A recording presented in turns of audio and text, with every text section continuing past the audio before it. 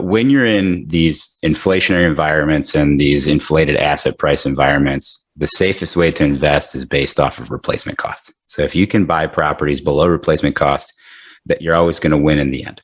And so that's what we started doing. Now we're just saying, hey, I don't care what the cap rate is day one.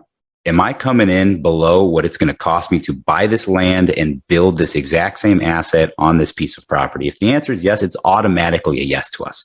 And then we figure out everything on the back end. So that's one thing that has really changed for us. I'm still going full bore with the ground up developments within reason. So we have an internal kind of guideline where we will only take a certain amount of construction development debt on a monthly basis compared to our existing cash flow that's coming in.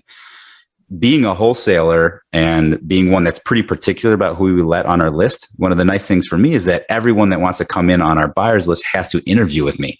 They have to physically call me and have a 10 to 20 minute conversation. And I always ask the same questions. How many recessions have you been through?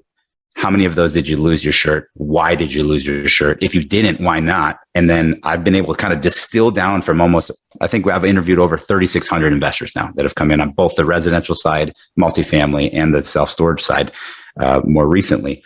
And one of the biggest issues that people bring up when they lost their shirt was first, personal expenses growing to meet income, and then all of a sudden the income's not there the next day. So keep your fixed expenses down as much as possible. But then on the second side is taking on too many opportunistic investments that really require, a sale price or a certain cap rate or valuation 5 years down the line based on today's gratification.